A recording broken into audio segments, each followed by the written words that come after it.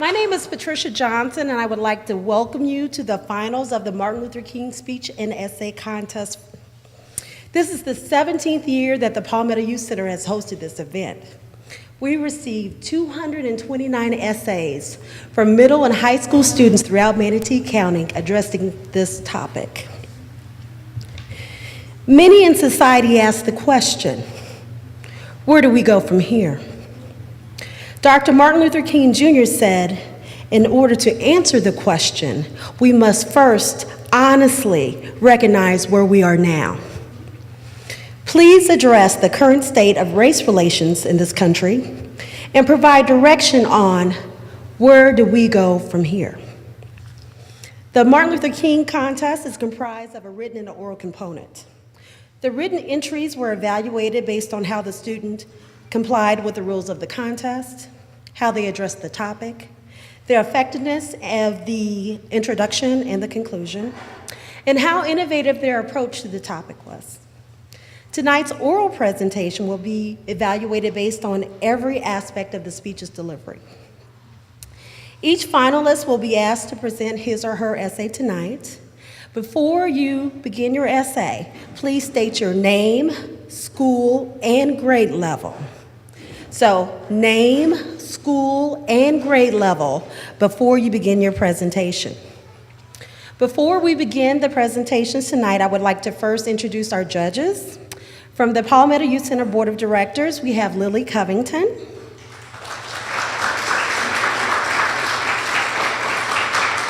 Frida Bellamy, Kenyatta Randall, and we also have Joan Crowder from the Bradenton Herald.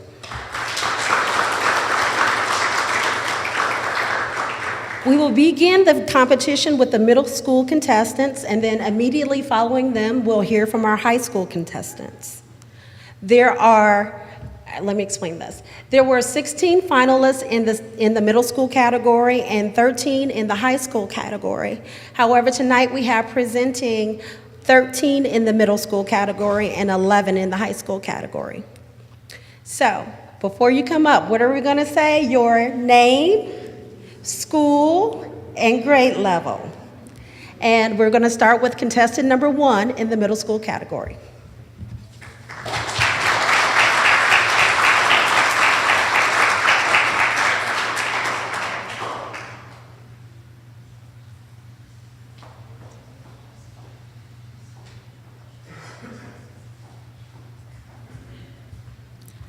Good evening. My name is Alona Van Sprundle. I go to Hale Middle School and I'm in 8th grade. The name of my speech is Where Should We Go From Here? Our country, over the past hundreds of years, has been filled with prejudice against those who appear different than ourselves. Media has captured the barbarous images of people around the world, creating fear of all those within a certain race group. Unfortunately, televised news, along with politics and magazines, have only been able to grasp the bad things that happen around our country and turn them into racial discrimination just so they can have a rise in popularity, ever disregarding all of the amazing events that have taken place by those who have been discriminated on. We, however, have an opportunity to change the views that people have by seeing through the wall the media has created. We must not be prejudiced against a large group of people just because of what crimes others in the group may have committed. Each person is their own self and cannot be looked down upon because of their race group. Our inability to see that brings our nation down, so this must change before we can rise again. Prejudice will never be non-existent. White people are prejudiced against black people, and black people are prejudiced against white. This prejudice creates a multitude of stereotypes for everyday people. To illustrate on this idea, these standard images have caused many people to think that they will never be good enough to get employed for a job they desired because they have been pressured by the views of society to do something more fit for their race. This discrimination, however, does not just end with race. From the beginning of our country, the thoughts that women, people of color, or even those of a different religion were not nearly good enough to do certain tasks. People of color were always expected to work for white people and to be respectful, while women were thought of as weaker and never as intelligent. I believe these opinions will always be a part of the land we call our own, no matter how advanced we believe ourselves to be. In our modern-day society, some of our thoughts are completely the same as then. An example, most of the teachers that I've had throughout my education have all been women. And as well as that, all of my custodians have been people of color. The problem in which we have convinced ourselves is gone is still alive. It may not be as big as it was in the past, but it's still something we must continue to think about when we want to make changes in the way our country works. For us to be able to completely discard racial discrimination as our nation stands is unrealistic. However, we should be able to celebrate the ways we are different as well as celebrate how we are similar. No matter the color of our skin or where we come from, we all want the same thing, to live a happy life and to be able to provide our families safety and happiness as well. But our country is not at that stage yet. It propels us to gravitate towards more dramatic situations because it's in our nature. Televised media, as well as all social media, will always show more brutal situations because without them, we will be less interested. We must be able to steer away from the prejudice others have taught us to accept, because if we do not, the United States will continue to discriminate and tear down the good people we have.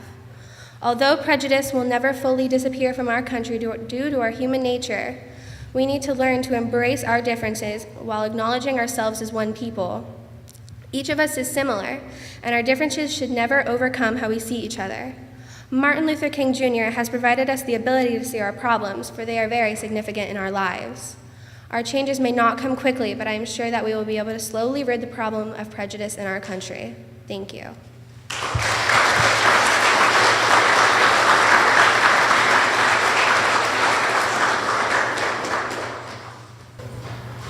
Good evening, I'm Madeline Frick. I'm in 8th grade and I attend Hale Middle School. The title of my speech is An End to Racial Conflict. Martin Luther King Jr. once asked, "Where do we go from here?" referring to the racial division of our country. If we ever want to resolve the divide in our country, which is going from just race to religion and even gender in some cases, we need to get over our hate for one another. If we are constantly bringing each other down, disagreeing, and not respecting each other's opinions and beliefs, we are only on the track to moving backwards.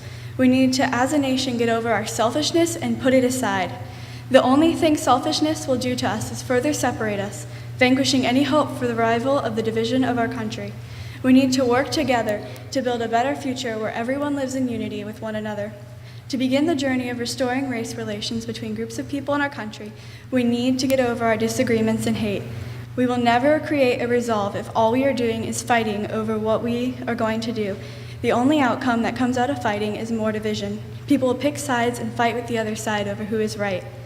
Instead of creating a conflict with everyone, we need to put our ideas together and think about how to solve the ever-growing problem. If we keep dividing into groups and selecting sides, it will without a doubt lead to another civil war. Let us stand together as the United States of America, not the divided States of America. We also need to cast aside our own selfishness and not exclude people because of race, religion, or gender. Just because you have a different opinion than someone else does not mean that their opinion is invalid. Just because you're a woman and a man says something that is more well-received does not make who disagreed with you sexist. Just because a white person's idea is chosen over blacks does not mean the people who chose the whites are racist. All any of it means is the other person may have had a better, more well-developed, or more logical plan or statement. If all we are doing is bashing each other for being sexist or racist, all we are doing is making the problem worse. We are only thinking of our own selfish ideas instead of what we could do better as a whole. Instead of getting mad and unruly, calm down, collect your thoughts, and make a valid opinion. Instead of burning cars and blocking up streets, make a formal thought of change. Save your energy for more pressing matters instead of someone being sexist because they cut you in line. People would be way more willing to listen to a calm and respectful speaker instead of a crazy, chaotic crowd. We as an entire nation, blacks, whites, male, female, Republican, or Democrat, need to get over ourselves. We need to stop wasting our precious time on insignificant problems that only benefit us and put our focuses on bigger problems. We need to unify and come up with a resolve to racial conflict, which means listening to everyone's opinions equally so we can create a strong and withholding resolve. We need to get over ourselves and make America the country it was created to be.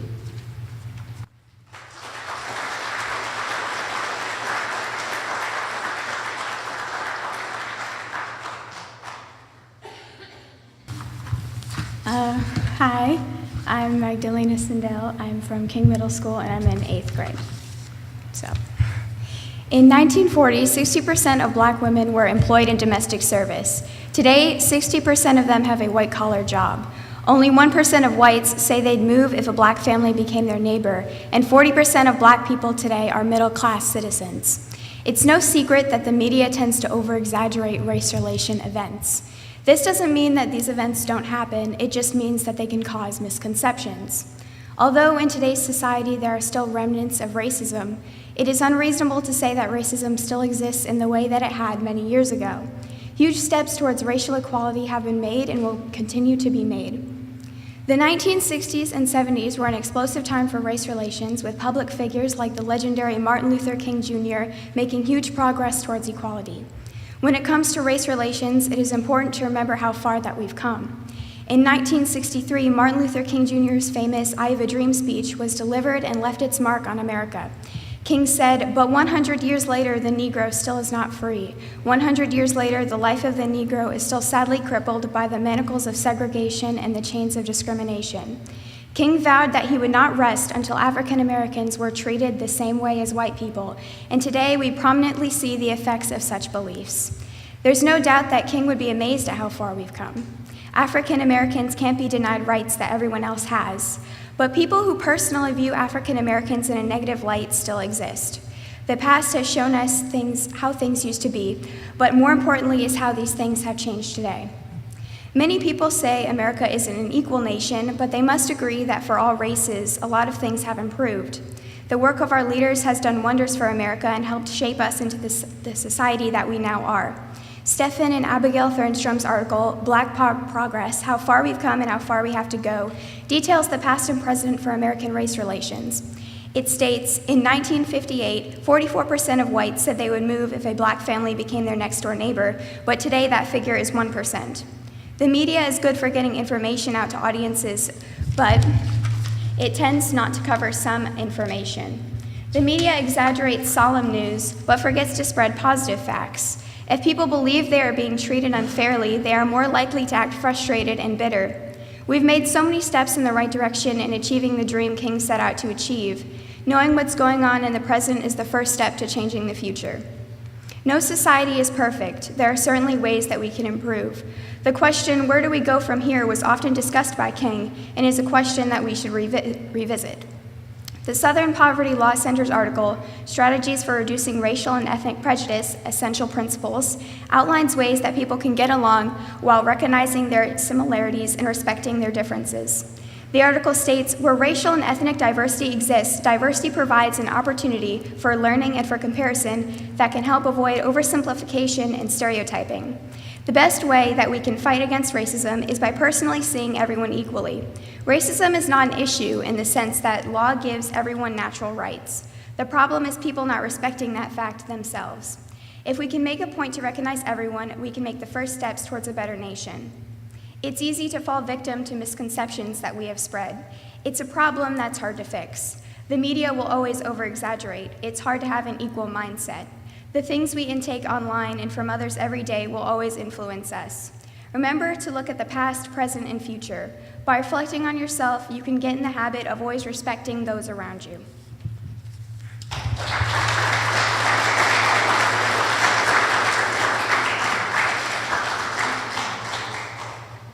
Hello, I'm Ava Alderson. I go to King Middle School and I'm in 8th grade. I have a dream that my 4 little children will one day live in a nation where they will not be judged by the color of their skin, but by the content of their character. Most American citizens know who spoke these very powerful words. Dr. Martin Luther King Jr.'s views of race relation moved many people and influenced many ideas, but people still think that there are changes that need to be made. But improving race relations is a struggle. We have had great achievements in race relations in history, and all advancements now lie with the opinions of all American citizens. In the beginning, not all people had the same rights. After the Civil War ended, laws were passed helping these rights. For example, in the article, Black Segregation History states, "The 14th Amendment, 1868, dealt with civil rights and asserted that they were equal protection rights of all U.S. citizens, including these that were part of a minority group."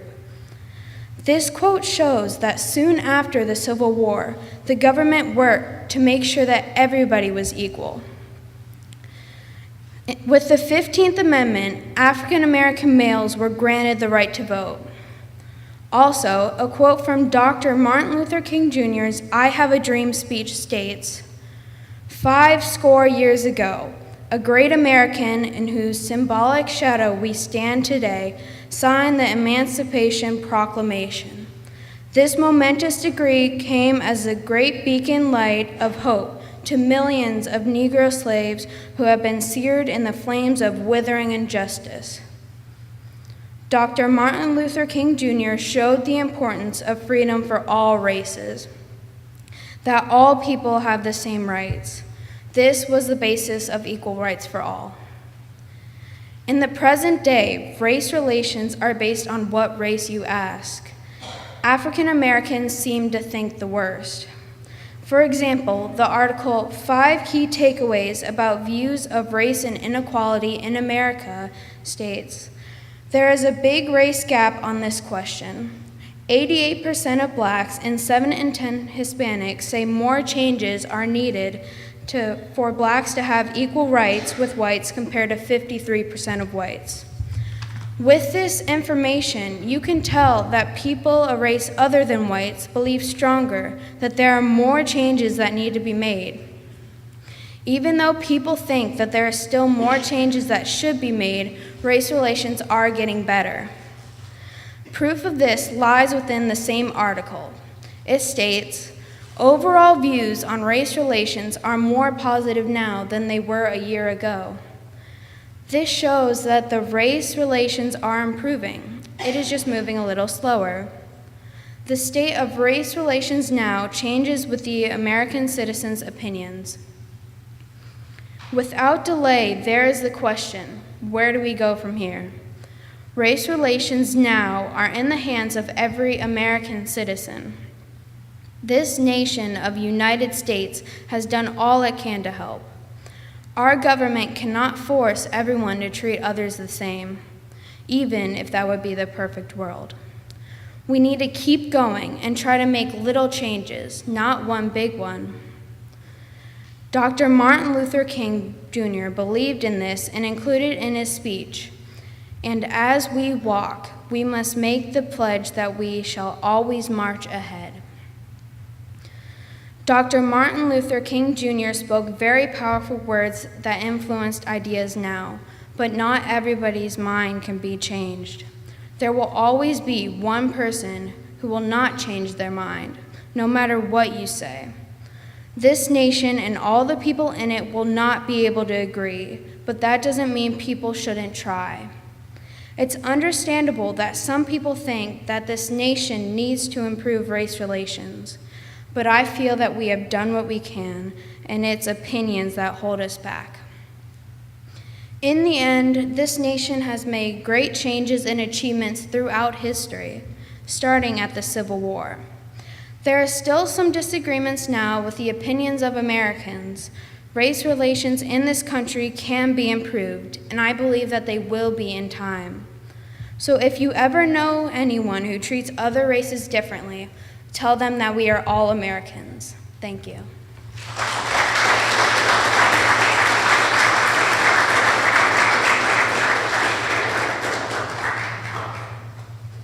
I'm Thomas Heckler from King Middle School. I'm in 8th grade. In 2015, unarmed Black Americans were killed at around 5 times the rate of unarmed white Americans by police. This instigates a necessary discussion of race relations in America. Despite steps taken to achieve racial equality, there is much work to be accomplished. This necessary work seems to be pushed off by many who do not feel the pain of inequality in our nation.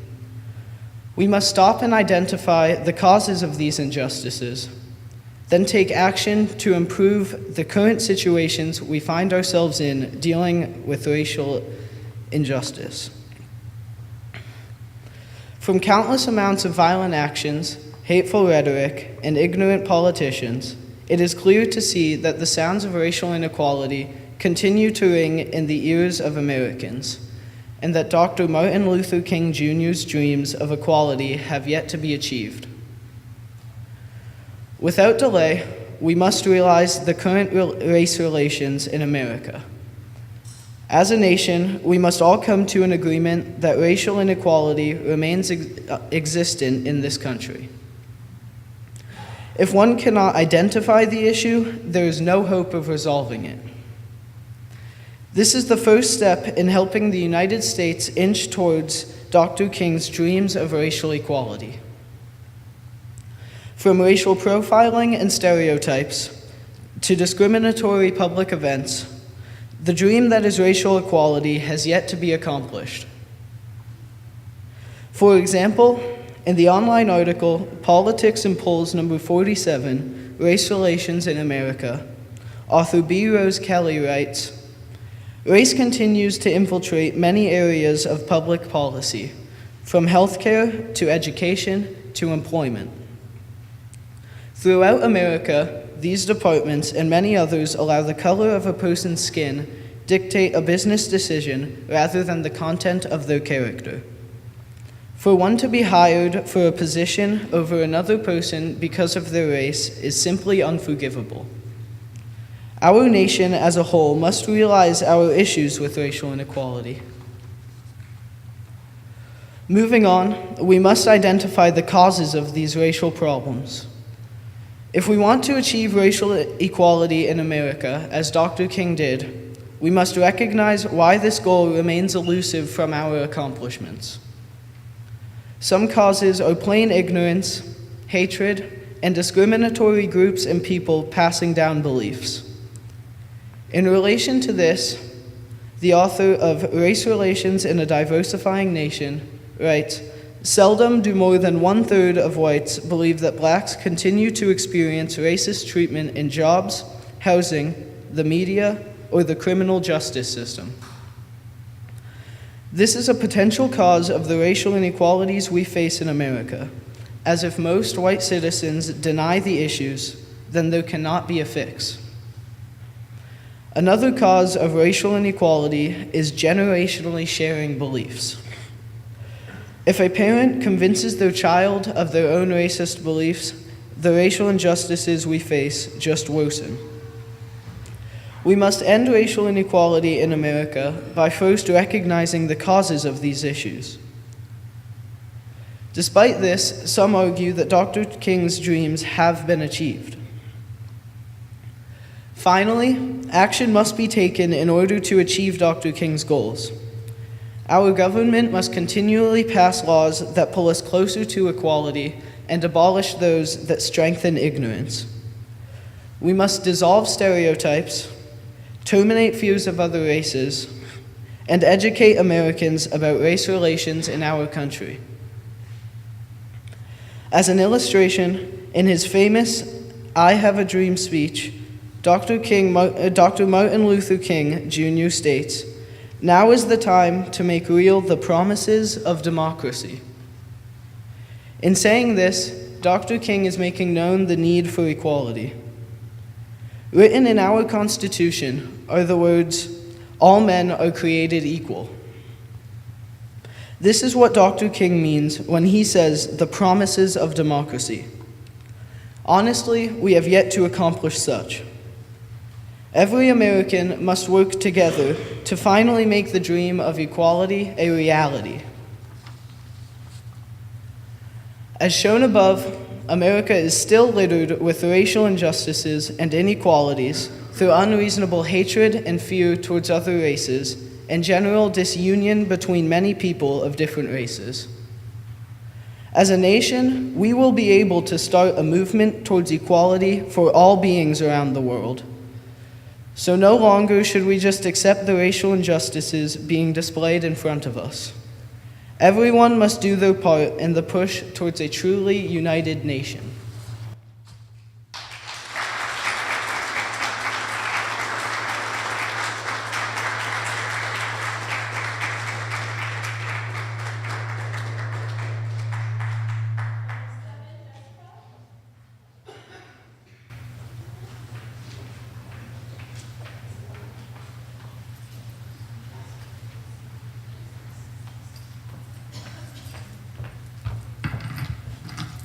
Good evening, my name is Jessica Burdett. I attend Martin Luther King Middle School and I am in 8th grade.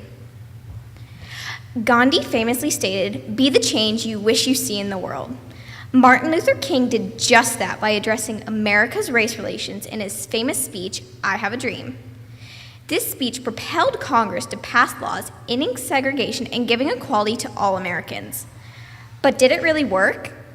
If you compare the present society to the past, it is drastically improved. However, the American society is still struggling with race relations, and King's dream has not yet been fully achieved.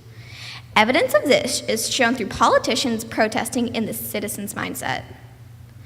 Race relations are a highly debated topic of politicians. One president to debate this was President Bill Clinton. After a panel with Joe Leffer, commentary stated, "The roundtable is wide-ranging and nuanced, touching on both the roots of discrimination and the obstacles in finding solutions." President Clinton said that economics and education were the best tools to end racism. Clinton answered the question, "Where do we go from here?" He said the best tools to end racism were economics and education. Both of these solutions have been in motion for quite some time, but have not been entirely effective. A way to improve race relations through politics is to raise awareness to the precarious relationship between races and take action, rather than deny the tension exists and avoid the subject because it is too controversial. The protesting for some citizens' rights is another confirmation that King's dream has not yet been achieved. One example of a modern protester is Colin Kaepernick. The National Public Radio website covered this story and stated, "Kaepernick still hasn't landed in a job in the NFL, and that he is in a league that has tolerated accused domestic abusers, those arrested for assault and battery, a star who organized dogfighting, and much more." This is an instance where a man of color was using sports to protest. He was using his position as an athlete to show rights were being infringed upon, and he was against it. This is not the only protest in recent years to have taken place. Many people across the nation are protesting for their natural rights. A way to mend these wrongdoing is to make sure it does not continue to occur. When it reoccurs, it shows that society would rather continue detrimental behaviors rather than repair faltering relations. The citizens' mindset is also key in race relations. The mindset of the citizens determine the past and now the future. To demonstrate, the novel Black and White, The American Dilemma states, on the other hand, enshrined in the American creed is the belief that all people are created equal and have human rights. On the other hand, blacks were treated as inferior race and denied numerous civil and political rights. This society believes they are entitled to certain rights and are very hypocritical towards people of color. Many older generations still retain racist ideals and they continue to pass them down to subsequent generations.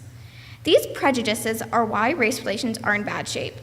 A solution to this would be to discard out-of-date opinions and educate the new generation to view each other as equals. My opponent may say that all races are created equal and treated fairly, and that racism is illegal in public places. They may also say that discrimination is a crime, and there are laws protecting everyone's rights. All of this is true, but it does not stop people from spreading hateful views or projecting racist stereotypes.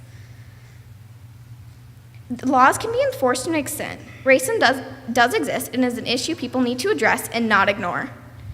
All in all, evidence of poor race relations are shown through battling politicians, passionate protesting, and through the closed mindsets which are ravaging King's dream of a congruous country.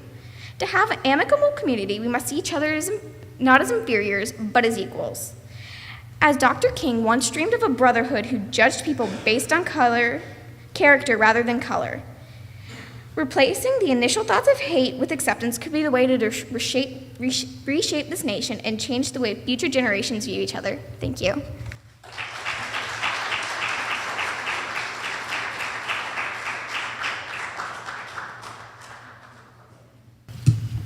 Good evening. My name is Eden Boback, and I'm an 8th grader from Hale Middle School. Race relations can be defined as relations between members or communities of different races all together in one country. America's race relations haven't exactly been a beacon of light for equality over the years, and certainly not now. Race relations in America are like a non-stop war because some people want equality and a fraction of people don't. Even after numerous attempts to rid our country of racial inequality, such as Martin Luther King's I Have a Dream speech, or even evidence from our Constitution, no one and nothing seems to be able to rid our country of racism. This is why our race relations haven't been improving, and if anything, they're getting worse than in previous years. Furthermore, on August 28, 1963, Dr. King gave a speech, and he said that now is the time to rise from the dark and desolate valley of segregation to the sunlit path of racial justice. Now is the time to lift our nation from the quicksands of racial injustice to the solid rock of brotherhood. Now is the time to make justice a reality for all of God's children. His speech left a question for America to answer. Where do we go from here? People all have different opinions on what they think that America should take as our next step in ending racial injustice for good. In my opinion, the next step that we should take should be trying to get our entire country to believe that everyone is equal, no matter the color of their skin, and should only be judged solely on the content of their character. By discriminating against someone based on the fact that they look different than you reach an all-time low as a racist and a bully. Pushing others down turns you into a monster to others, not a hero to those who agree with you. This would be the first step, in my eyes, as to ending racial discrimination in America. To go about seeing this step through, we must start with ourselves. The whole world might not change altogether, but you, yourself as an individual, can start the process. All it starts with is to look around and spot the problem and have the courage to do something about it. Have the courage to stand up and say something to prevent someone from getting hurt by being discriminated against. Quite frankly, there are problems everywhere you go, whether it just be to the grocery store or even in your school classes. This is why race relations are so horrible. It's because racists are everywhere and they influence others to believe the same things. This allows the problem to grow and spread like a forest fire. This happens often because we have such a uniquely diverse country. There are different races of people everywhere you go. But all it takes is some courage, and you can help be the start of a new America where there is no racial injustice and where everyone is equal and accepted. In summary, the race relations in America aren't strong and need a large amount of work. We've had many influences about this issue, such as Martin Luther King, and yet our country still struggles with the problem. We need to move forward, not as a person, but as a whole country to stop this issue which has lasted since hundreds of years ago. Racial discrimination needs to end, and you can help be a part of a new generation where there is no such thing as racial injustice, where everyone gets a fair chance to thrive. We can end the war that has plagued our country and build a new one. Where do we go from here, some may ask? We move forward as a whole country and start with just one step. Thank you.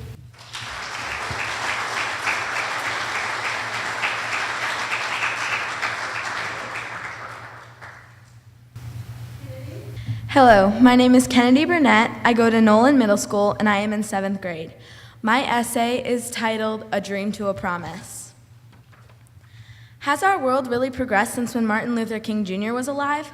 Or has it all gone downhill from I Have a Dream? Of course, the world has progressed in technology and communication since then.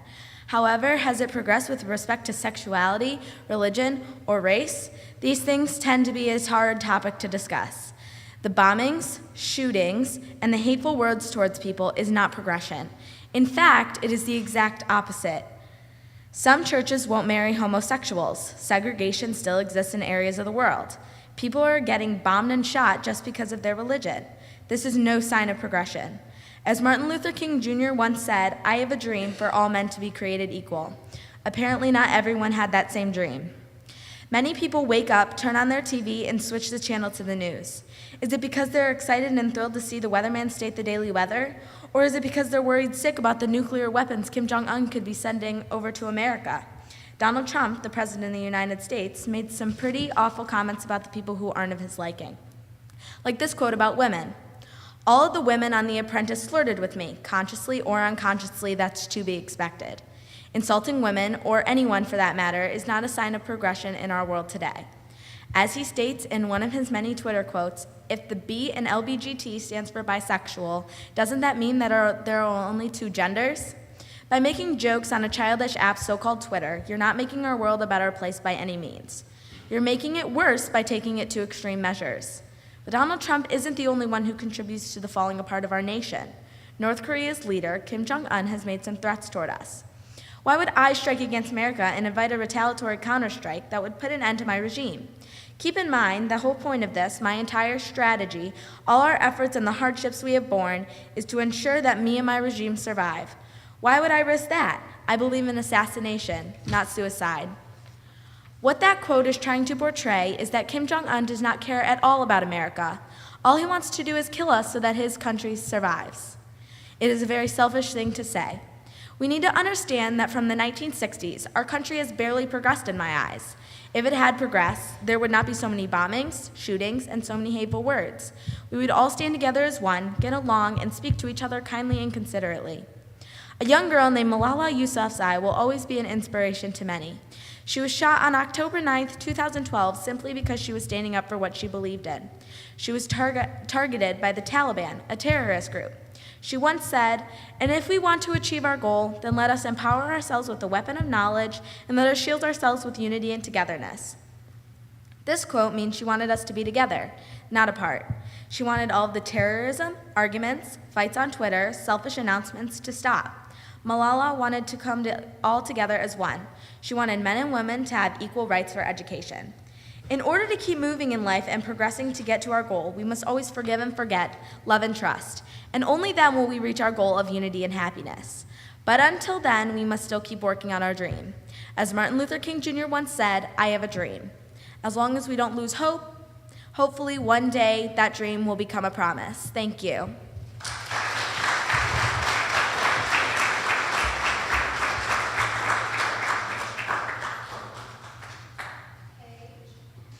Good evening. My name is Paige Hanley from Hale Middle School, and I'm in 8th grade. Martin Luther King Jr. was born January 15, 1929. He was an American Baptist minister. He was known for giving great speeches, but his most famous speech was, "I Have a Dream." He inspired many Negroes during the hard time of discrimination. Unfortunately, Martin Luther King was assassinated on April 4, 1968. He's known for his speech, "I Have a Dream," because he wants Negroes and white people to join hands and live in harmony and equality.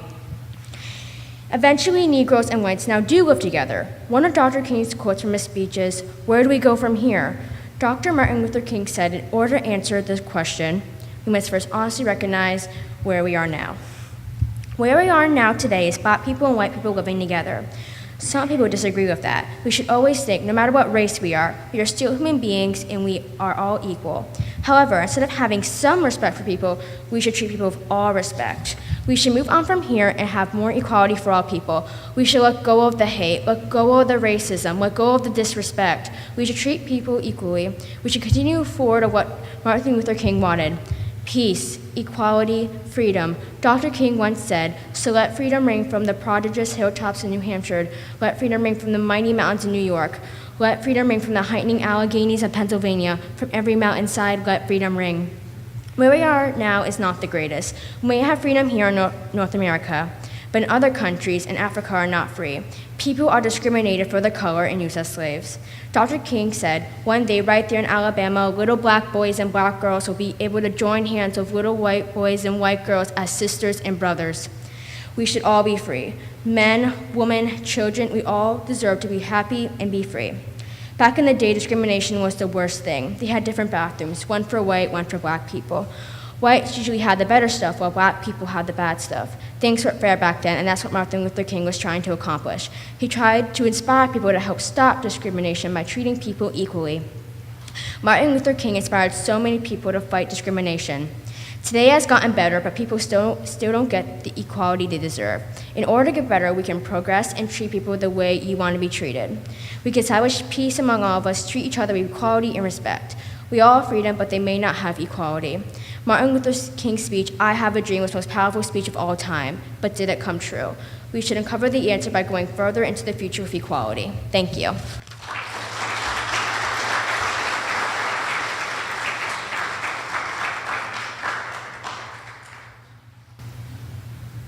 My name is Noah Costello, go to King Middle School, and I'm in 8th grade. I say to you today, my friends, even though we face the difficulties of today and tomorrow, I still have a dream. When Dr. King gave his speech in 1963, he had a dream that all blacks and all whites would live together in perfect equality and harmony. Sadly, his dream has not yet been turned into a reality. Presidential race issues, brave protesters, and equality between races are all related to the racial relations that are going on today. First of all, presidential race issues is beginning to cause a ruckus in today's society. Many people, especially blacks, are not happy with the decisions of the president. Pew Research Center states nearly half of the U.S. voters expect Trump's election to lead to worse race relations. If this many people believe that Trump is not the man who will resolve this constant issue of discrimination between races, then this issue is just going to continue to get worse and worse. Our nation's former president, Barack Obama, is a much different case. Pew Research Center states after Obama's election in 2008, 52% of voters expected race relations to improve. The difference between these two presidents is not only the color of their skin, but the actions they prevail. Citizens had all of this faith in Obama because he gave them hope that he would stop this discrimination between races. What Trump is giving these citizens is an undermined feeling that this problem will never be resolved, and that's why these citizens have no faith in him. Secondly, many brave protesters are protesting that this discrimination between races is not the United States that they have come to know and love. A New Zealand article, School Educators' Treatment of African American Girls, states, Michael Brown, Eric Garner, Tamir Rice, and other victims have become symbols of discrimination in the United States. All three of these innocent men were killed in the act of protesting. They were protesting about the discrimination between races, and they lost their lives for it. All of the other protesters didn't just give up and let the deaths of these men be for nothing. Instead, they came together and risked their lives in order to stand up for what they believe in. Newselo.com states, a crowd of demonstrations locked arms and marched quietly through downtown St. Louis, Missouri. Hundreds of strangers locked arms and fought for what they believed in without saying a single word. Where we go from here is that brave protesters will continue to stand up for their rights and protest the discrimination between races until this conflict is resolved. This brings me to my final point, which is equality between races. Even though discrimination between races has improved a large amount, there is still a large amount of discrimination in the United States. Pew Research Center states 64% of black adults say blacks are treated less fairly than whites. With this information, it is easy to say that the United States needs to do much more in order to make this country equal. There's not an exact one thing that is needed to achieve this goal. In order to do this, there would be sacrifice, determination, and persistence. This journey through hell and back will not be a one-day thing. This will take years in order to make this country equal between races. To come to a conclusion, the racial relations that are going on today include presidential race issues, relentless protesters, and equality between races. In the times of the Civil War, many people of all races protested and fought for what they believe in, which is an equal country deserted of segregation and discrimination. When everyone came together and fought for their rights to pursue happiness, their dreams came true. This is what is needed in order to rejuvenate this country into a society vacant of discrimination and segregation.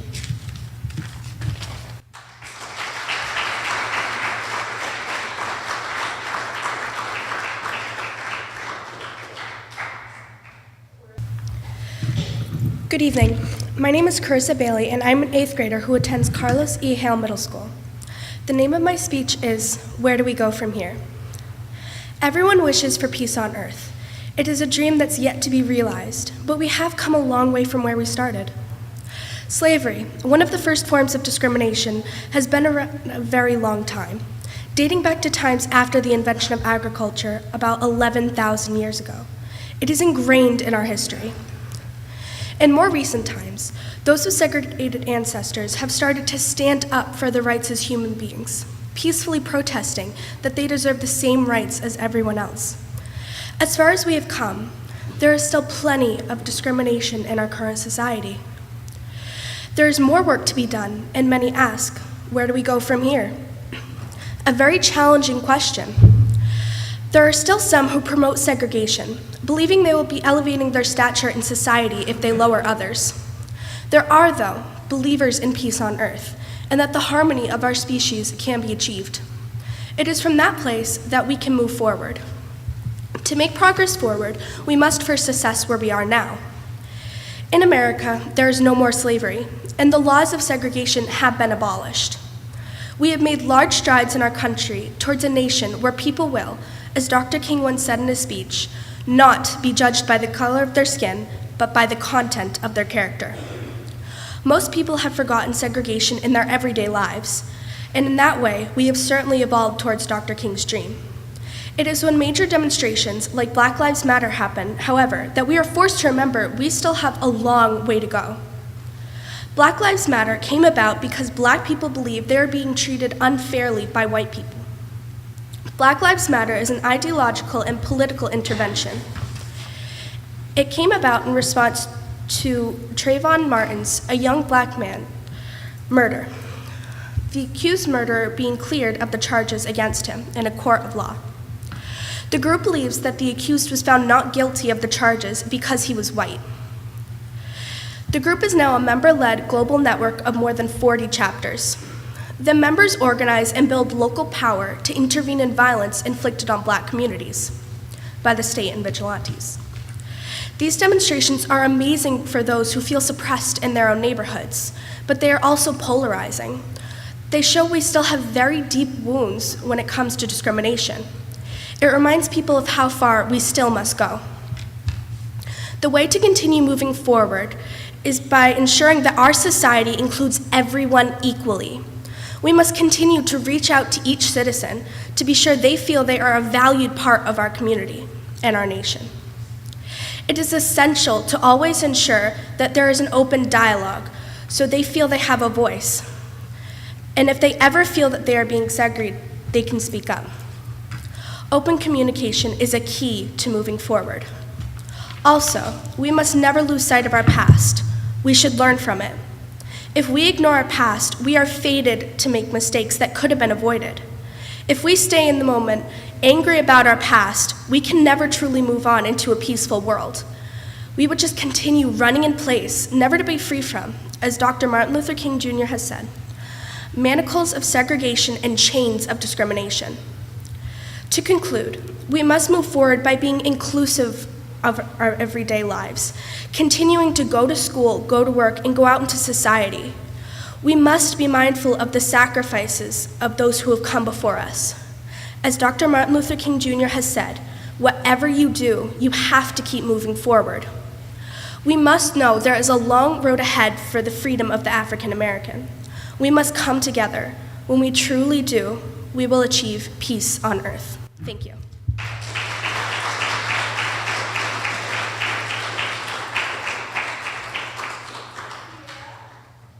Good evening. My name is Sierra Arnsberger, and I'm an 8th grade student at Hale Middle School. Free at last, free at last. Thank God Almighty, we are free at last. Dr. Martin Luther King Jr. had dreamed of the day where racism no longer exists. If he were here today, he would be proud to see that the Negroes have more rights than they did in the past. Dr. King's famous "I Have a Dream" speech greatly impacted the world we live in today. His speech offered suggestions on how to improve equality. However, many people are still wondering, where do we go from here? Dr. King would have wanted us to follow his suggestions. He believed that in order to make peace, we must come together as one. Protesting occurred often in the past, but it has gotten better. There are still some occasions where protesting occurs for the wrong reasons, and this needs to stop. For example, in 2017, NFL players kneeled during the national anthem to protest for racial inequality. Many were disappointed and few agreed with this situation. In order to improve our country and make peace, we need to choose our battles wisely. We also need to follow Dr. King's suggestions and unite together. To be able to make good decisions, we need to be educated. Dr. King once said, "The function of education is to teach one to think intensively and to think critically. Intelligence plus character, that is the goal of true education." He mentions that we are taught to think critically, which leads to making better decisions. To continue honoring King's dream and fulfill his vision, we cannot make poor decisions. We have to work together and combine our ideas to solve major problems. In order to do so, we need to make education a main priority. Without it, our country will suffer because knowledge is power and an education benefits all. Dr. King also strongly fought for equality for all races. In his speech, he says, "I have a dream that my 4 little children will one day live in a nation where they will not be judged by the color of their skin, but by the content of their character." Today, racism is better than it was, but it still remains an issue. African Americans now have equal rights, but hatred still exists. People still make comments that offend other races. People will notice someone's skin color and automatically jump to conclusions. The saying, "Never judge a book by its cover," isn't always adhered to. Dr. King would want us to treat everyone equally. This means that we need to stop judging people from the outside and start noticing types of character. The question, where do we go from here, is not difficult to answer. If we want to live the life that King imagined, then we need to follow his recommendations. He urged us to come together and create peace, so we should start by limiting violent protesting. Next, we should come together and share our ideas. Then, we need to make sure we are educated about worldwide issues and about each other. Without education, poor decisions will be made. Finally, we need to stop racial discrimination. Our views about someone's character cannot be reflected from skin color. The main subject that King fought for was equality. A significant problem our world faces today is diversity, which is a lack of equality. As long as we follow King's ideas, then we have a chance of removing hatred and improving equality in our country. Thank you.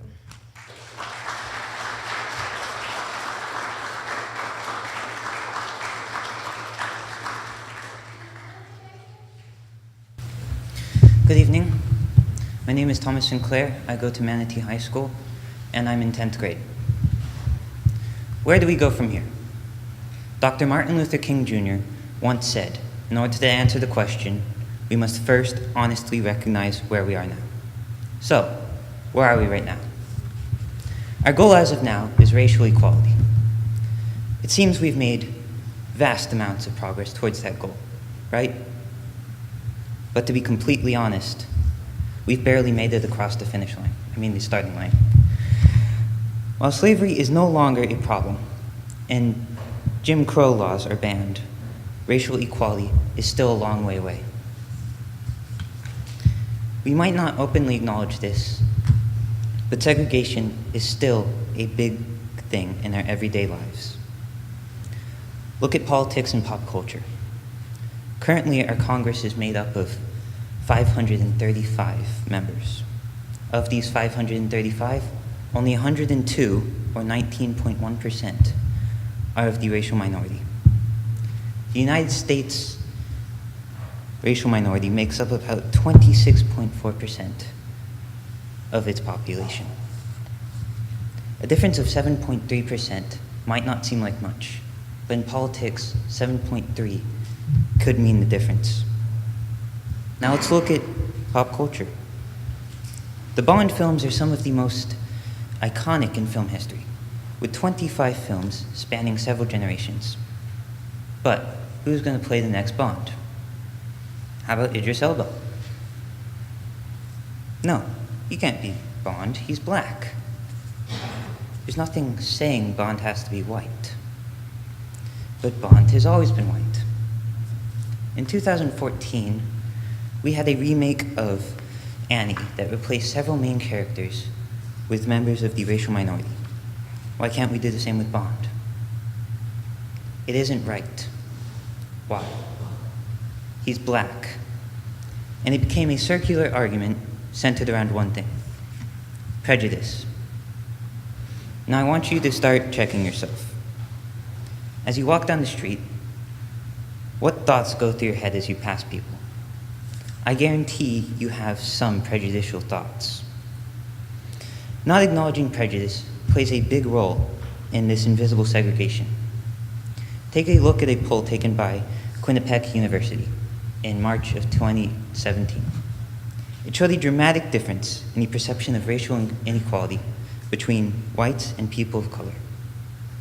66% of non-whites strongly believed there was prejudice against the minority, while only 39% of whites believed the same thing. The problem here isn't lack of information, like many say. It's a lack of empathy. So, let's all be more empathetic, right? Unfortunately, it isn't that simple. Empathy requires the belief that someone is equal to you. Put yourself in their shoes. But you can't do that if you're racist. How about we change it up? Instead of placing yourself in their shoes, why don't you place their situation on your head? We've talked about invisible segregation. Now let's talk about visible segregation. Every morning, before school starts, I briefly look down at my school's courtyard from the 3rd floor. From there, you get a nice view of segregation at work. I generally see blacks with blacks, whites with whites, and Hispanics with Hispanics. I've been told high school is where your character develops, but we learn the pieces to that character from the adults in our lives. Who we become rests on the shoulders of our adults, our idols. And when we see our idols segregating, we segregate too. We're surrounded by invisible segregation. Great. Now, where do we go from here? We start with the individual, you. Change cannot be made from nothing. You have to make that change. But how do you do that? Start small. Lend a hand. Make small talk, or simply hold a door. Then work your way up. Choose who you surround yourself with based on character. Forget black and white. See the people around you as gray canvases and fill in their colors as you get to know them. It is only when we can treat those around us with compassion that major changes can be made. So how do we reach our goal? We head upward, one step at a time. It all starts with you. Martin Luther King Jr. had a voice, but he was mute without his followers. It is up to us. It is up to each individual person. It is up to you to bring about change. Thank you.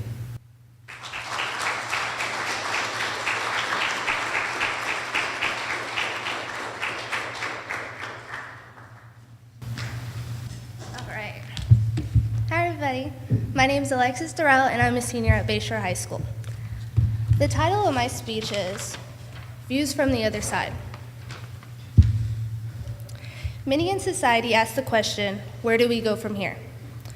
Dr. Martin Luther King Jr. said, in order to answer the question, we must honestly first recognize where we are now. Well, actually, right now we are in an environment of police brutality among the black community, white privilege, and discrimination of black beauty. Police brutality among the black race has been on a crazy upward spiral in the past couple of years. Famous NFL quarterback Colin Kaepernick actually began taking a knee to kneel against outrageous police brutality cases. Ironically, since the protests, there have been over 200 black Americans killed through police brutality. That number does not include the many that have been wrongfully injured. Many hear the phrase, police shoots and kills African American male, and then react to it as, well, he should have just complied. My question is, how do you comply to 3 black men just walking down the street and then being barged by men asking them to show them their ID? Well, I'm just trying to walk home, sir.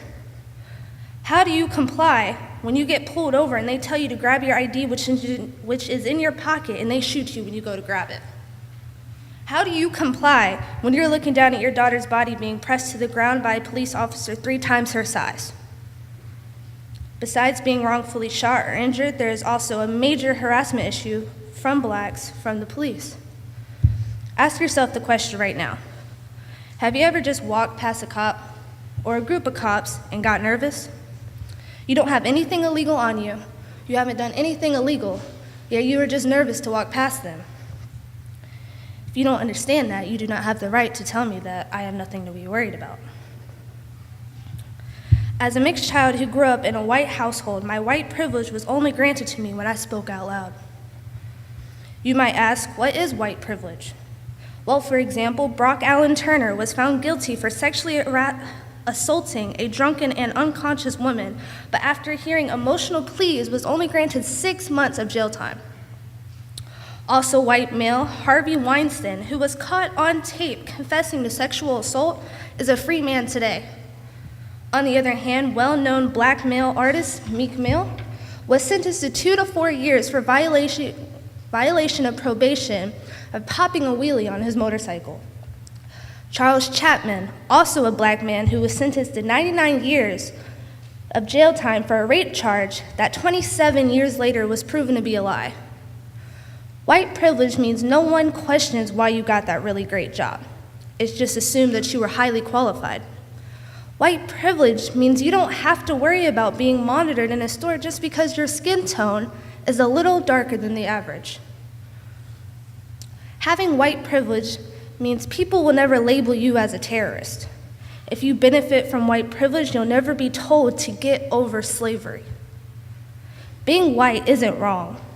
Being white also is not a culture, so why is white pride now being protested among the states? Being black isn't a culture either, but being of African descent is, and compared to the White Lives Matter counteracts, the Black Lives Matter protests aren't for culture, they are fighting for equal treatment. Being white to most people can be a privilege because being black means you are a criminal. And being black means that you cannot achieve at the white man's standards. I can't speak for all, but I can speak for myself that being white has its privileges. Black beauty is making a way up in society, but at the same time is being jeopardized by the ignorant. The brown skin tone is caused by the specific melanin pigment caused by selenium. The more melanin you have, the darker your skin tone is. Many African American women struggle to embrace their beauty due to past aberrations. On the other hand, many have taken the courage to embrace their beauty and have been mocked of it.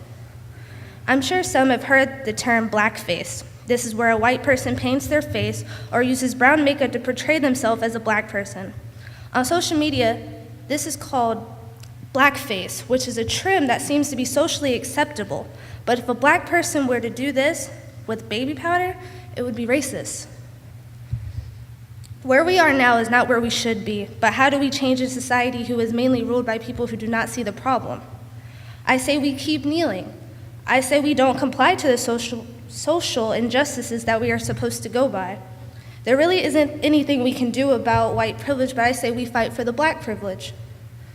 Why can't the black man have a one-up in society? I say we change that. We have many successful, predominantly black colleges that have produced classes of successful lawyers, nurses, brain surgeons, accountants, business owners, and pro ball players. So one day that recognition will be granted, but for now, all we can do is keep pushing for success. And to all the beautiful women who feel the need to hate themselves because of the new socially acceptable look, I say you keep doing what you're doing. Use that nice smelling coconut oil. Use that car mix chapstick that makes your lips look all soft and nice. Stop using those relaxers because your hair is already beautiful, and do not be cautious of the colors that you are wearing because you look great in all of them. But most of all, I say that we all stay aware. Thank you.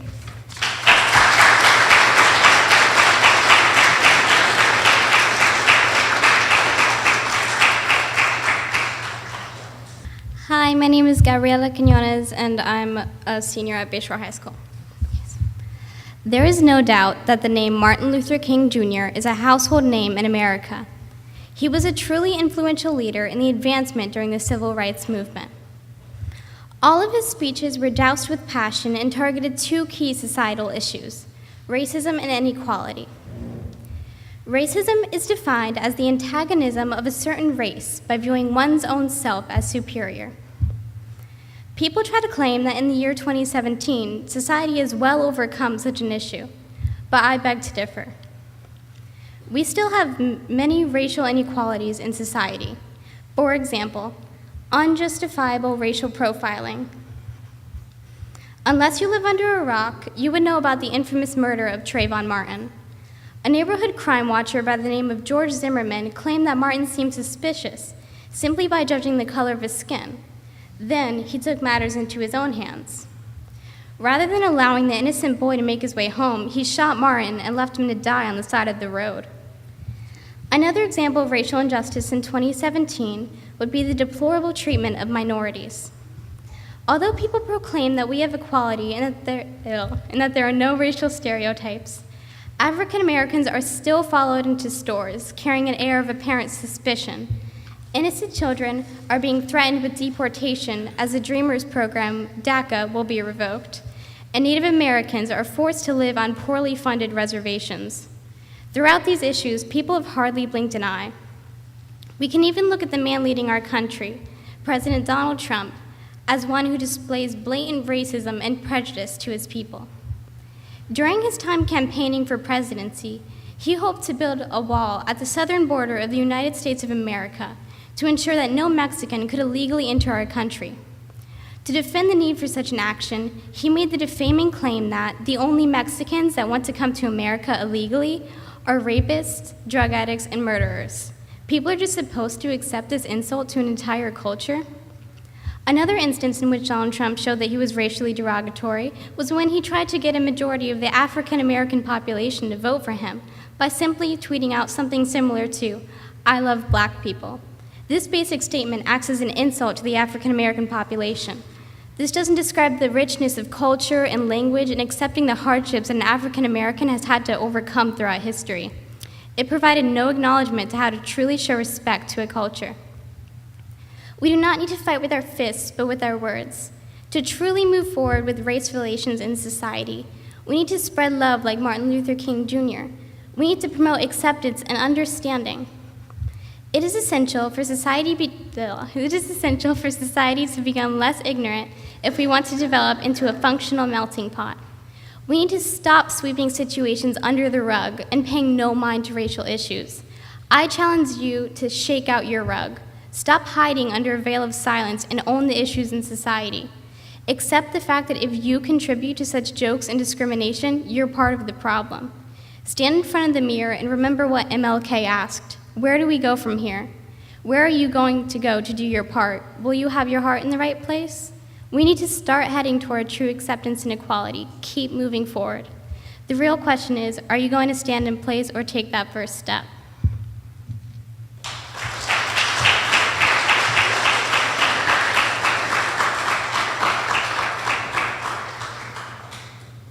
Hi, my name is Hayden Polino. I'm a junior at Bayshore High School. Martin Luther King Jr. asked a question. This question is one we find ourselves asking almost every day. Where do we go from here? Our nation hasn't been the same since day one, and we continue finding ourselves asking this question, which we sometimes have an answer for and sometimes not. What exactly are we as Americans talking about? On a day long time ago, July 9th, 1868 to be exact, America introduced Amendment number 14. This amendment stated that no matter if you were a slave or not, that all citizens have their own natural rights that cannot be taken away. What exactly am I talking about? Life, liberty, property, and one that some of us continue to forget, the pursuit of happiness. For some people during that time, they thought they didn't need the 14th Amendment because they were living a free life. However, for others, this amendment changed their lives for the greater good of this country. Equality was never 100% restored as a result of this amendment. because many people didn't give the African Americans a chance. These people were still treated as though 1868 never came. Then, in 1965, the Race Relations Act comes out stating that racial discrimination will be unacceptable. They then made 3 more acts in this series up until the final one was issued in the year 2000. These acts were making sure all of the non-African Americans were treating the African Americans fairly. They weren't being treated fairly because nobody was willing to give them jobs or even respect them as citizens. Eventually, there was an act created in 2000 to make sure African Americans were treated like they should, respectfully and fairly. Fast forward to the present, and things have begun to calm down, but we still have a question to address once more. Where do we go from here? Before we answer this, we must address the current status of this long-running issue. In my opinion, with all the amendments having a chance to sink in with citizens, racial inequality has dissolved. However, other people in this country will say that inequality is still an issue today. Well, it all depends on a personal opinion, no matter whether you ask somebody in state, out of country, even in this very room, the answers are going to be different. Why? It's all from personal experience and personal opinion. For me, I do not believe it is an issue now, because everywhere I look, I see humans of all races and all religions who are people you can tell have bright and amazing futures ahead of them. The best part about all this, they're being treated like citizens of the United States of America, free. Now looking towards the future, where do we go from here? From here, we keep moving forward. Each individual person now has the responsibility of protecting equality. Therefore, if and when we see acts of injustice, we must speak out against it. This can be both verbally and through the use of social media, such that people can be made aware of instances or situations in which we must continue to learn and grow from. We are all gifted with the opportunity to discover our own pursuit of happiness because the laws, leaders, and movements that have shaped our country before us. Let us continue, as Americans, to live up to the legacy that Dr. Martin Luther King Jr. has left before us. Thank you.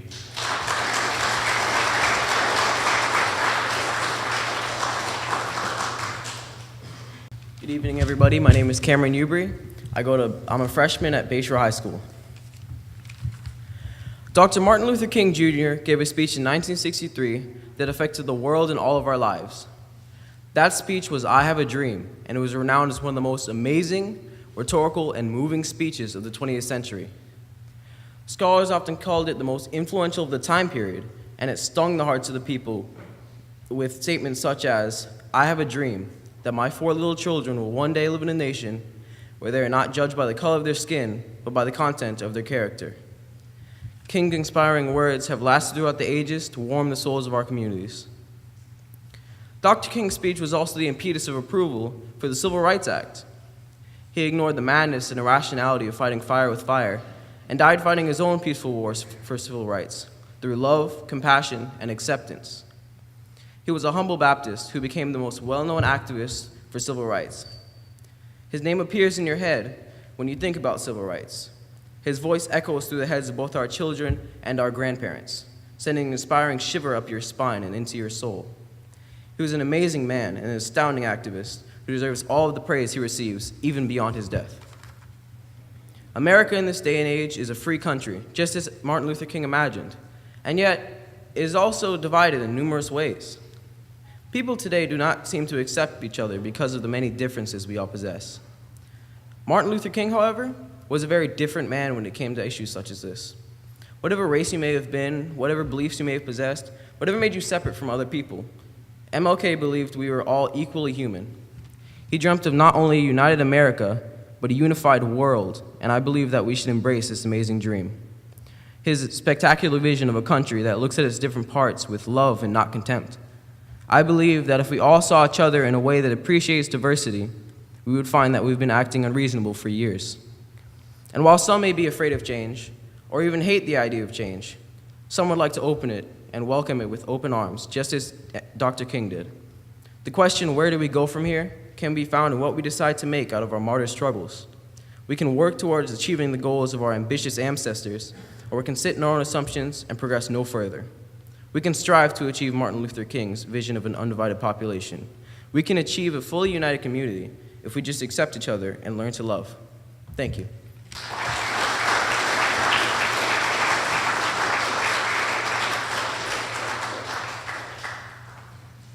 Good evening, I'm Destiny Womack. I'm in 11th grade at Bayshore High School.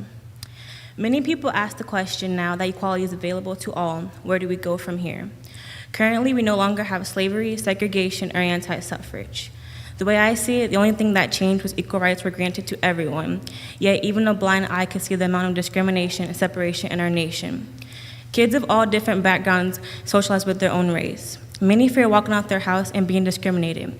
They fear being harmed for the color of their skin or being judged for their nationality. Initially, race is a misconception. Other races feel they are superior over another.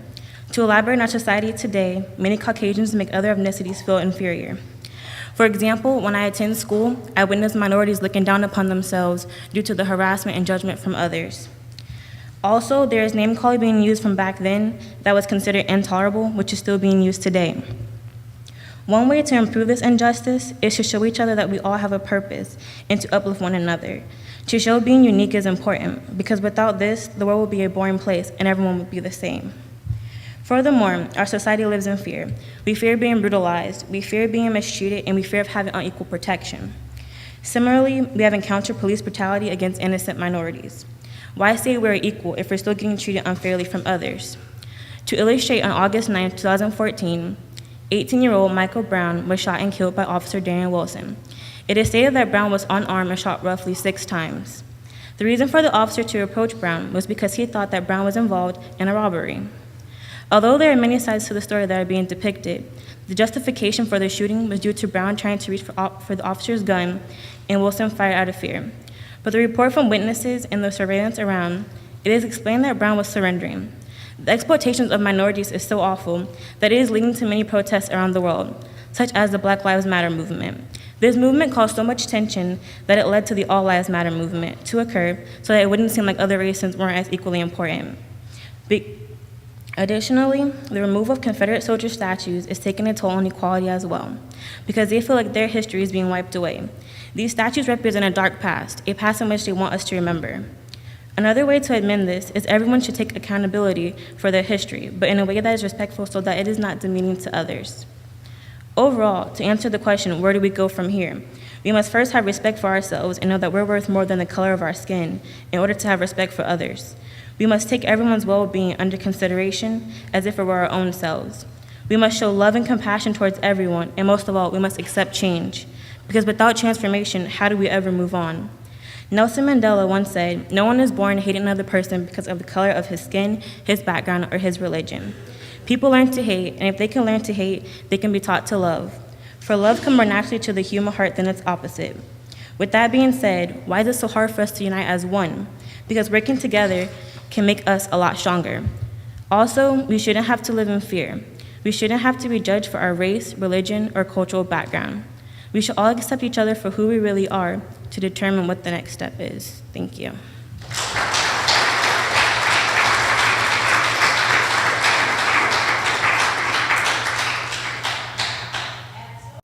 Good evening. My name is Roxy Reyes, and I'm a senior at Bayshore High School. My speech is called A Change. Where do we go from here?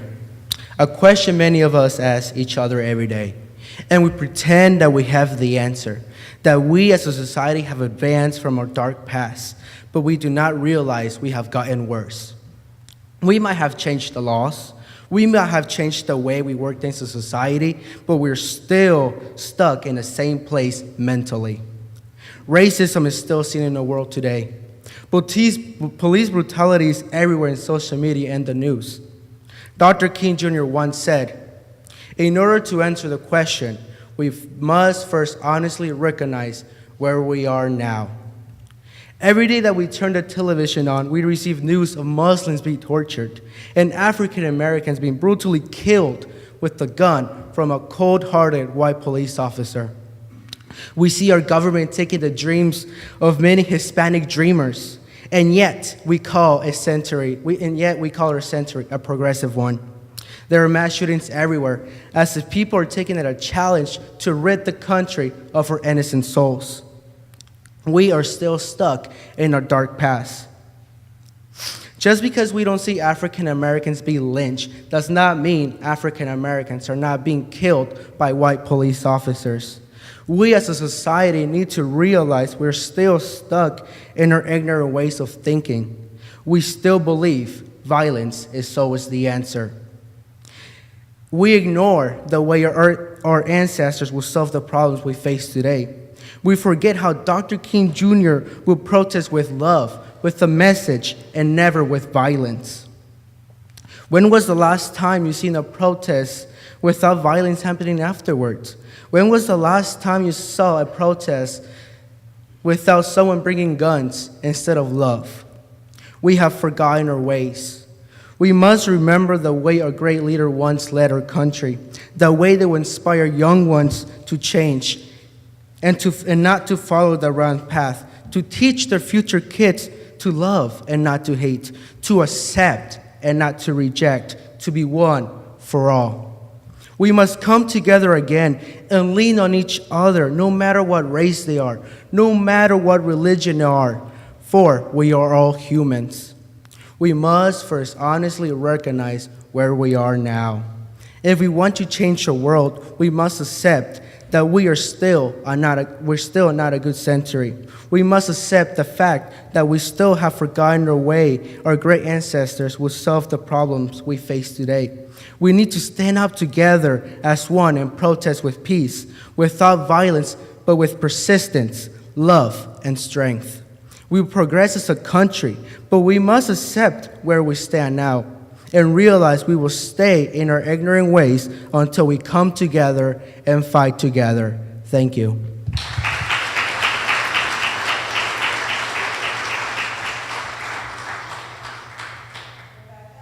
Good evening. My name is Rebecca Brining. I'm a sophomore at Bayshore High School, and I'd like to present to you my essay on Where Do We Go From Here? Darkness cannot drive out darkness. Only light can do that. Hate cannot draw out hate. Only love can do that. This quote from Dr. Martin Luther King Jr. really speaks to me. Dr. King guided those who did not have a voice. He did this with passion. Violence and hatred was never a path he chose for the movement. Why does society feel the necessity to label a person based on the color of their skin, their religion, and their political affiliation? When will we push that all aside and look at the person standing in front of us? Labels put people in boxes, and it's time for those boxes to be broken. It is time for this generation to get our heads out of the phone and start looking at what is happening around us. This mindset of stereotyping is the biggest reason our nation is so judgmental and divided. A person's actions is a touchstone for their character or morals, not their label. So how can we begin to change this mindset? First, we need programs that introduce us to different cultures in a positive way. This would teach us an appreciation for the beauties of other cultures. Second, more language choices in schools would be beneficial. I think this would enhance learning and show interest in studying different cultures. Third, becoming an active, well-informed participant in what is happening in our community. This is important because you can make the most impact for change in your community if you take the time to become involved. Fourth, volunteering in programs that bring a positive change in someone's life. This will create empathy and help bring attention to the circumstances of others. Fifth, finding a way to lessen the gap between politicians and their electors. People are frustrated right now because they feel like they are not being heard by those they place in office. Dr. King once said, "The time is always right to do what is right." Only unity and compassion can change the current state of our country. So with that being said, never judge a book by its cover. I know you heard this adage many of times, but it's the truth. If we work together, we can get rid of all this hate and violence in the nation. This is not a time to be silent. Silence is dangerous. It is our responsibility to work together and leave the world a better place for the next generation. Writing this essay has really opened up my eyes on some changes that I can make. Racial division affects the foundation of a nation. Freedom should be inclusive, not exclusive. I know that what I wrote only touches on a few subjects, but small changes could snowball into big changes. If we work together towards a common aim, then our country will be strong.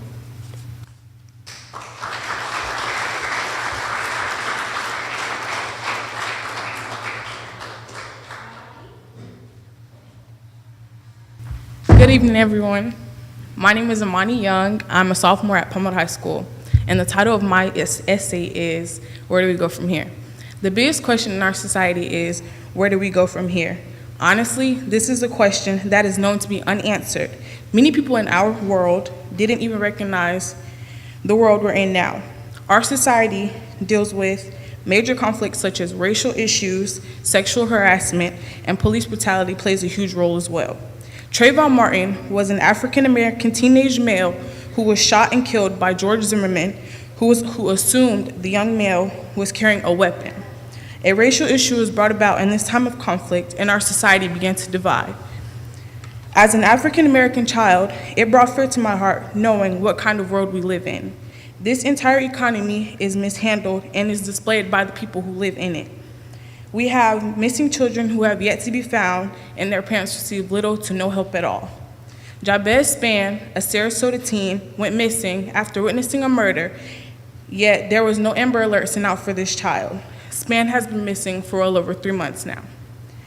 This world is a catastrophic disaster. One event may go wrong and the entire world is at war. Referring to what Dr. Martin said, in order to answer this question, we must first honestly recognize where we are now. The people that live in this world don't know where they are now and the catastrophe they live in. Sexual harassment plays a big factor as well. Grown men tend to lust on little girls ages 7 and older. Actions like this cause parents to keep their children away from the real world. Many youth can't even attend fairs, parades, and amusement parks because our world is so mistreated. It's a dangerous lifestyle we live in, and from my perspective, I wouldn't want to bring a child in this chaotic world.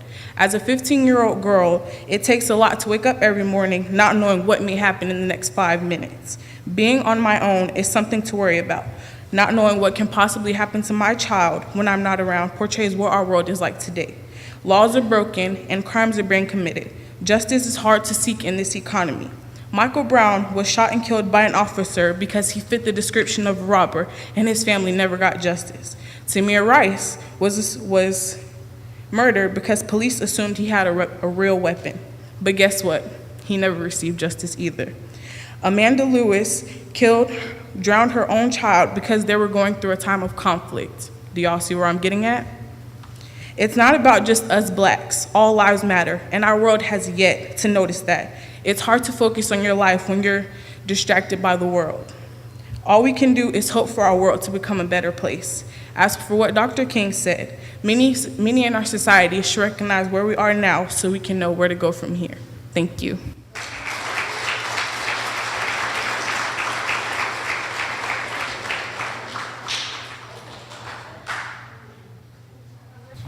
Good evening. My name is Aurelie Quintero. I am from Bayshore High School, and I am in 11th grade. Martin Luther King Jr. was one of the most influential persons of the 20th century. He organized the Montgomery bus boycott and the March on Washington. He also wrote a speech titled, I Have a Dream, which has been taught to children all over the world. In his speech, he calls for an end to racism and for equal civil and economic rights for everyone, including people of color. The issue of racism in the mid-20th century played a huge role in his speech. The motivational speech provided Black activists with a clear vision of racial equality and what the future held for it. In 1940, 60% of Black women worked as domestic servants. Today, only about 2.5% work as domestic servants, while the 60% hold white-collar jobs. Progress is a largely suppressed story of race and race relations over the past half-century. Yet the view of the public towards Blacks typically remains the same, assuming Blacks live in the ghetto, often in high-rise public housing projects, and people tend to always see crime and welfare checks as their main source of income. All of these stereotypes cross racial lines. Aside from all of that, America has come a long way. Now, children of all different races, religious beliefs, cultures, and skin color are able to attend the same schools without anyone prohibiting them the entrance. However, since Trump's election, I've seen many things change in the educational environment. Many kids have become judgmental towards kids who are different or don't look the same as far as their skin color goes. Many students like myself are recipients of a permit called DACA that allows them to attend school, work, and walk the streets of the United States of America without fear of being deported to a country that they do not recognize as their own because they lived in America their entire life. After Trump tossed DACA to lawmakers, many of DACA recipients decided to share their immigration statuses on their social media, which of course ended with one side supporting and encouraging them, and the other side leaving ignorant comments telling them to jump the border back to their home country. Truth is, this is their home country. This is where they've grown up. This is where they've spent so many years going to school, learning the English language, the only language many of them know.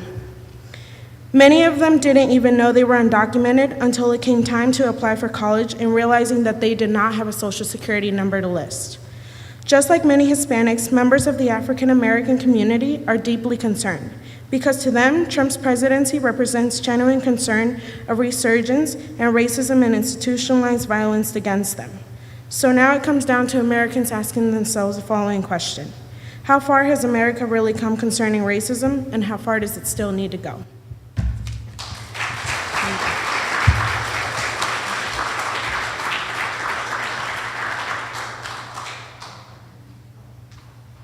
So let's give our contestants another round of applause.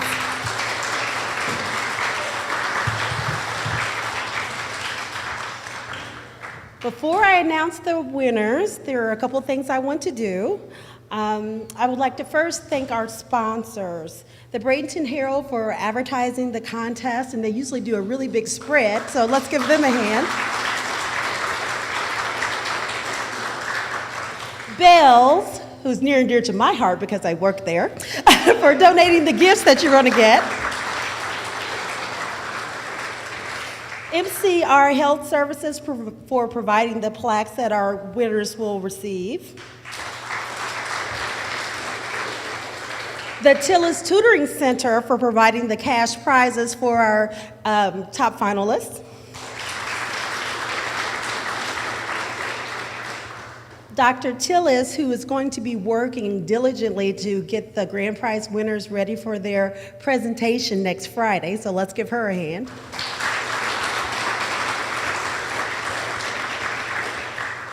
CSNL and Blaylock Walters for providing the brand new laptop computers and printers that our grand prize winners will receive.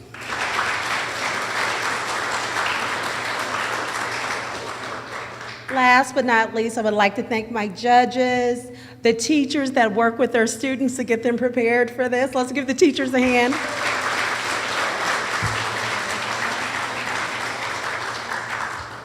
I'm going to make you wait a little bit more before we get to the grand prize winners, though.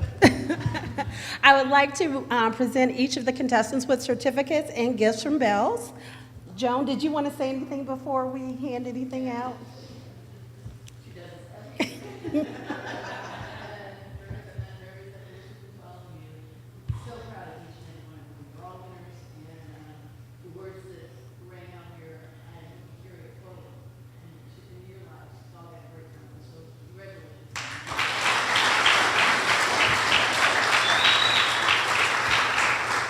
So first we have Ava Alderson.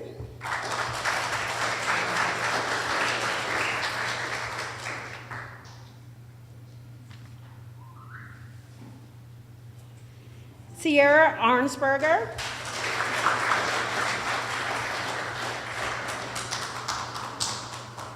Carissa Bailey.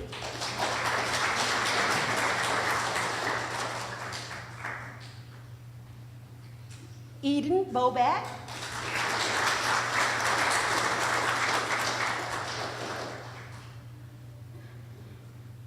Rebecca Brining.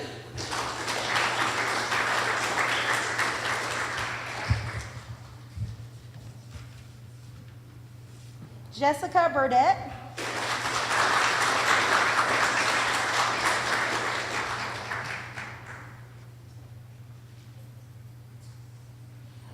Kennedy Burnett.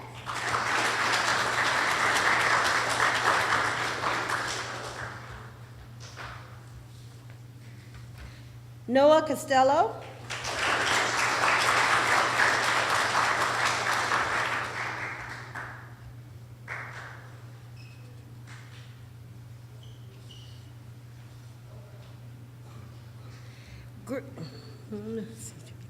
Alexis Doral.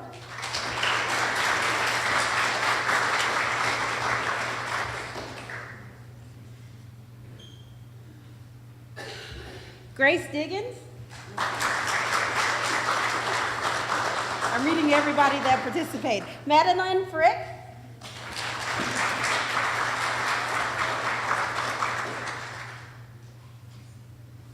Paige Hanley.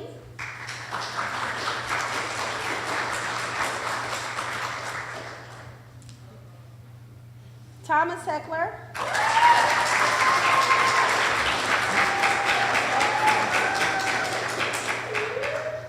Hayden Polino.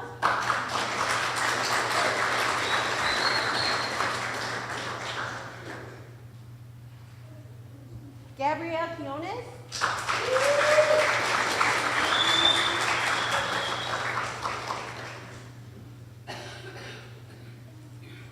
Aurelie Quintero.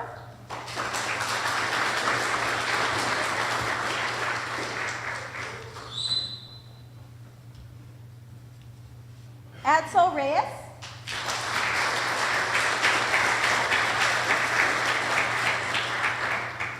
Thomas Sinclair.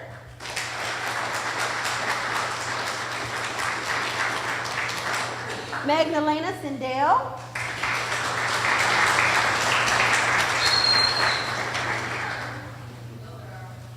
Cameron Ubry.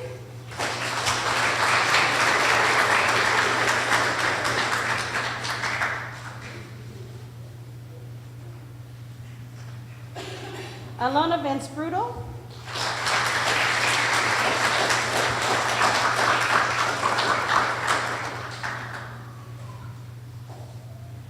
Destiny Womack.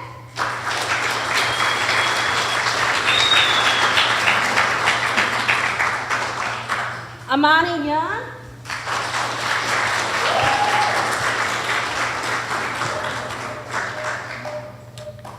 Make sure that.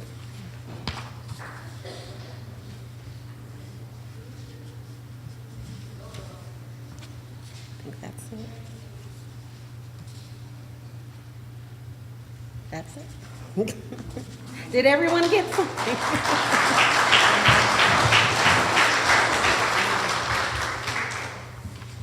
Now, on to our winners. I'm going to begin in the middle school category.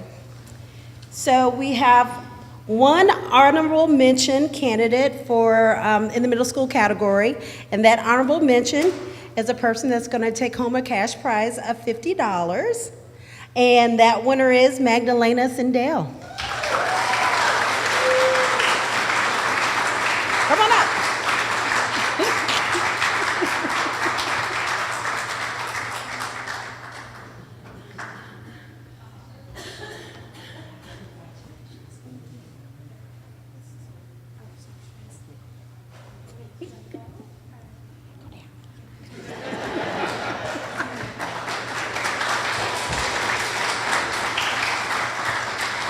In third place in the middle school category and the winner of $75, Carissa Bailey.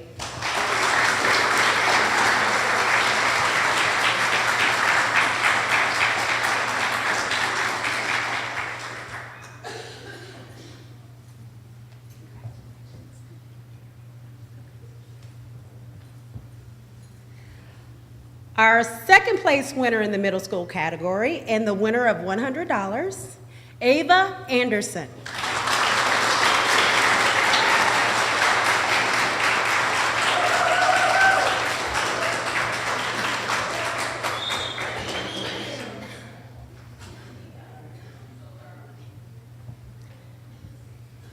And our grand prize winner in the middle school category, the winner of a new Dell laptop computer and printer and $150, Kennedy Burnett.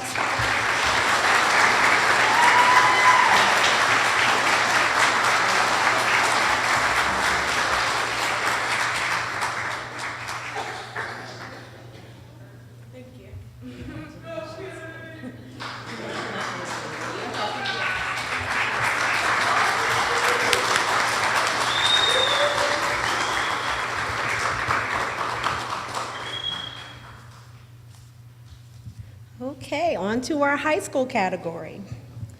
Our honorable mention winner in this category is a winner of $50, and his name is Thomas Sinclair.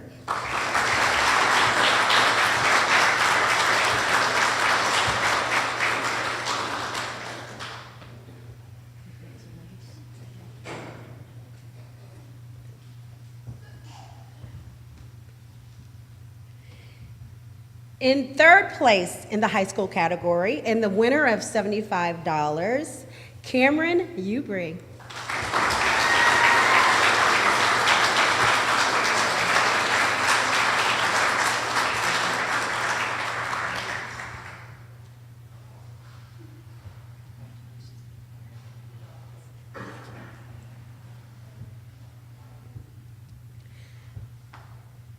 In second place in the high school category, and the winner of $100, Axel Reyes.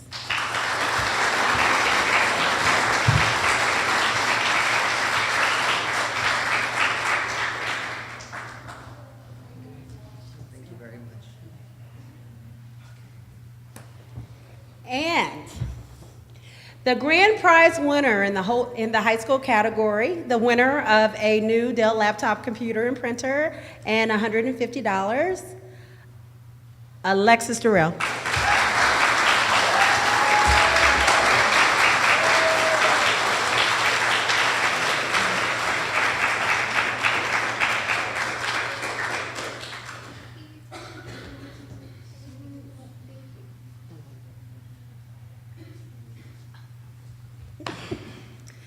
And let's give our contestants another round of applause.